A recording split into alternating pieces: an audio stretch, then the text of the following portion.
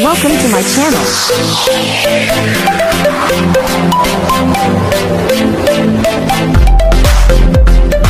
Hello everyone! Welcome back again to my channel. So mga kasukay, mga kalingap, sa mapagpalang araw na muli sa atin lahat.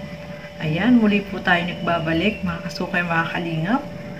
So nag-enjoy naman po tayo at ayan, ilang days tayo hindi nakapag-reaction video. So for today's vlog, eto, Kalingap Edo, nag-alala. So, bakit kaya nag-alala si Kalingap Edo? So, alamin po natin sa video na ito. Pero bago natin simulan, huwag niyo pong kakalimutang mag-subscribe. Val Santos Matubang, Kalingap Rob, at Edna Vlogs, at ang inyong lingkod, Gandang Emmy.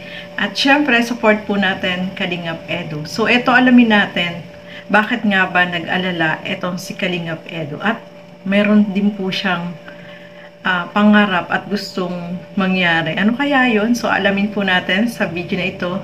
So, tara, panoorin po natin ito. Nag-aalala na ako sa mga tinutulungan ko doon sa diet. Nag-aalala na.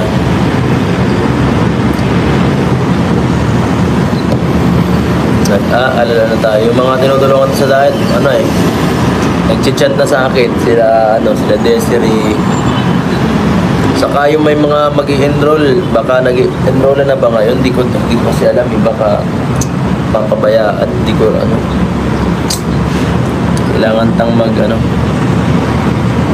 magpa-kondisyon agad pag uwi. So yun nga mga kalingap, nag-alala si Kalingap Edo dito sa mga tinutulungan niya, baka daw mamaya, kasi lalo na yung mga estudyante na mag-i-enroll, hindi niya kasi alam kung kailan yung enrollan, kaya nag-alala siya. At yung iba daw ay nag-chat sa kanya, ilang araw lang naman silang nawala, mga kasukay, mga kalingap, dahil nagbakasyon nga sa Palawan. So syempre yung mga tinutulungan din inalala ni Kalingap Edo. Iba talaga si Kalingap Edo, talagang yung mga tinutulungan niya ay hindi niya talaga nakakalimutan at nag-aalala siya baka kung ano na nangyari o baka mamaya, especially itong mga mag-aaral ng college, mga kasukay, mga kalingap. Kaya si Kalingap Edo ay syempre iniisip niya rin po yun. At eto pa mga kasukay, mga kalingap, merong gustong mangyari itong si Kalingap Edo. So alamin po natin sa video na ito. Gusto ko talaga mag-scout sa Palawan, kaya lang hindi ko alam yung lugar, hindi ko kabisado. Doon sa pwesto kasi namin hindi masyado magandang mag-vlog kasi parang mga negosyante ang tao doon. Kaya medyo parang okay pa yung mga estado ng buhay. Pero pag naandun ka na sa medyo liblib na area ng El Nido, talagang may mga nakikita kami doon na karapat dapat matulungan. Nung nagbabiyahe na kami pa uwi, sabi ni Rab, sayang yun. Sayang, tulungan sana. Kaso di naman kami pwede magparalayas kasi meron kaming plano kada araw.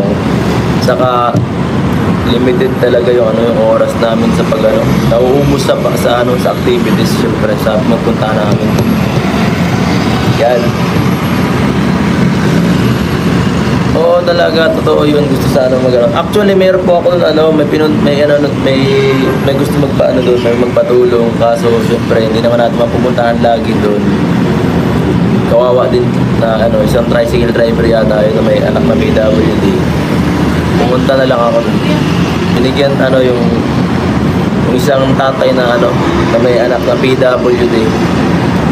Tinulungan ko hindi ko na lang binideo. Ayaw niya magpa-video binigyan ko na lang ng pera. At saka isa pa, mahirap naman hindi natin mababalikan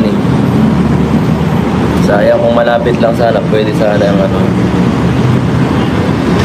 sayang po. Tuwa naman si Kalingap Edo, mga kasukay, mga kalingap. Kahit dyan sa Palawan, gusto niya sana na mag-scout. Kaso syempre, hindi mo naman kabisado pa yung lugar, At saka nagbabakasyon lang naman, kaya hindi niya pinost na mag-scout dyan. At nag-enjoy naman po sila dun sa kanilang mga ginagawa, no? Kaya, at saka yung oras nila doon ay talagang naka-schedule po mga kasukay, mga kalingap. At sabi nga niya, meron siya nakita dyan na mag-ama na yung anak ay isang PWD. Kahit walang video ay binigyan niya pa rin ng tulong, no? So, maganda si Kalingap Edo kahit na nagbakasyon, ay meron din po siyang natulungan dyan sa Palawan, mga kasukay, mga kalingap. At eto pa, mga kasukay, mga kalingap, may sinabi dyan si Kalingap Edo. Ito, alamin po natin. Kasi kahapon sana, kasama sa live ko si Beyonce, kaya lang hindi ko siya nakita. Okay lang po yan. Ang mahalaga is makikita nyo siya sa vlog ni Kalingap Rob kami. Gusto ko sana is hot air balloon. Ay grabe, pag gano'n ng klaseng vlog, malapit yun. Mag-vlog sa hot air balloon ang vlog team, dun magpakilig habang nasa himpapawid, bibay. Yun pa, pag yun na vlog ni Kalingap Rob, ito ako viral. Kakaibang kilig yun, guys. So yun, mga kasukay, mga kalingap, no? Si Kalingap Edo is talagang hinanap niya si Beyonce noon, nung araw na yun, paalis na sila, no? Yung may time na kung anong oras umaga is magla-live siya at gusto niya ring makasama si Beyonce. Kaso, hindi sila nagkita, no? Si Beyonce ay may pinuntahan na iba. Pinuntahan niya dun sa kwarto pero wala naman doon si Beyonce, kaya hindi niya nakasama, no? Gusto niya sana isama sa kanyang live. Kaso, wala si Beyonce. At isa pa, ito pala yung gusto ni Kalingap Edo, no? Pangarap niya rin na makapag-vlog sila, yung ma-vlog sila yung kanilang love team na nila ni Beyonce sa air hot balloon. Ay, grabe, nakakatakot po yun, mga kasukay, mga kalingap, no? Pero sobrang nakakakilig yun dahil nasa himpapawid, di ba? So, pangarap din pala niyo ni Kalingap Edo at sana daw ay maranasan niya yung ganun, hot air balloon. Grabe, nakakatakot po yun, no? Lalo na kung hindi ka sa mga heights, matatakotin ka yung matataas. Ay nako, malulula kapag ganun. Pero sabi nga niya is gusto niya, pangarap niya rin yung ganun, no? Parang nasa pelikula ba, 'di ba? Pampelikula talaga, no? Nakakatuwa naman po, no, na yung pangarap ni Kalingap Edo ay sana ay matupad yun, no? Yung ma-vlog sila ni Kalingap Rob doon sa himpapawid, o diba? Pwede siguro yun, no? Kaya lang nakakatakot, syempre.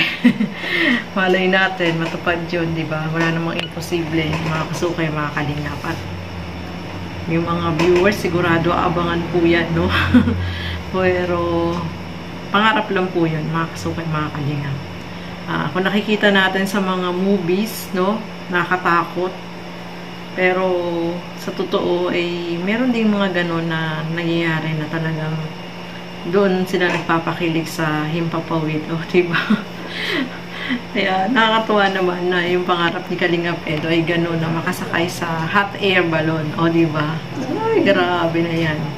So, ayan, mga kasukay, mga kalingap, maraming salamat po sa inyong panonood at lagi po natin supportahan lahat ng mga kalingap partners and kalingap reactors. So, hanggang dito na lamang po muna. Keep safe, everyone. Thank you for watching. Mabuhay po tayo lahat. Bye-bye!